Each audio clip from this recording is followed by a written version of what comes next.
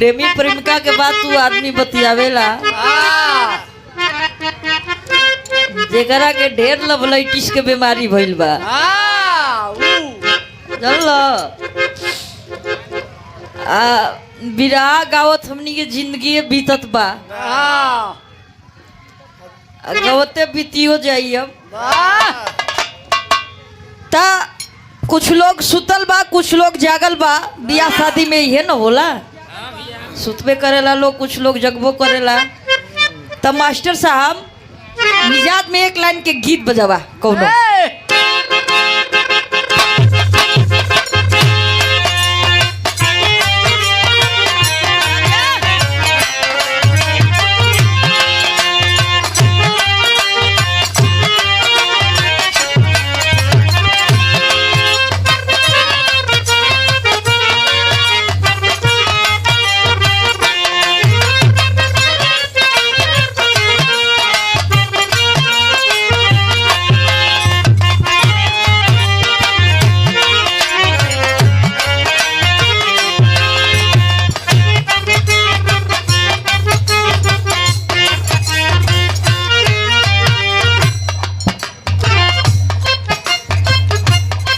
बतौली हाँ रुका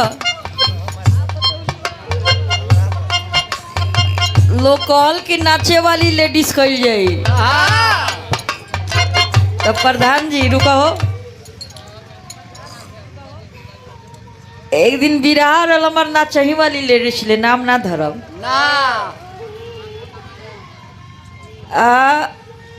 ये समय कुल बड़ा कुल सम्राट बनत है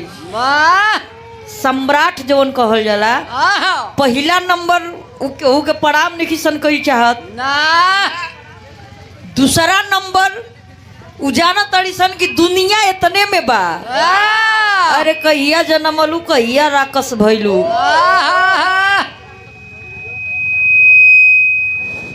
एक दिन बिरहा रहल नाचे वाली से कहलन लोग कि अरे भैया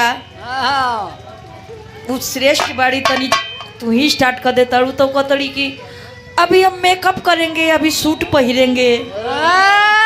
हम करनी के भैया ना हमके मेकअप करे के है ना हमके सूट पहरे के है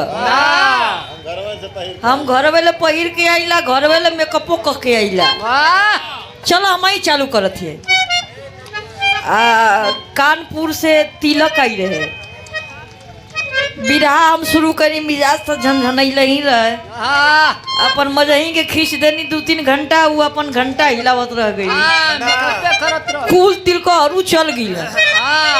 बिहान बेला कहतड़ी कि अपना के लोग बड़ा जनावेला मोको तू कपड़े पहिरत हम का करी मेकअप करा कपड़े पहिर मेकअप कर मौका मिलत हम अपन गवली खूब अपन नचली छटकली खूब नचली लेकिन कोनो मतलब ना निकलल तो यही से काम कर सादा निभे दादा कि निभे बाप दादा काम उहे करो कि जवना में सफलता होखे मास्टर हमार तर्ज बजावत हुवन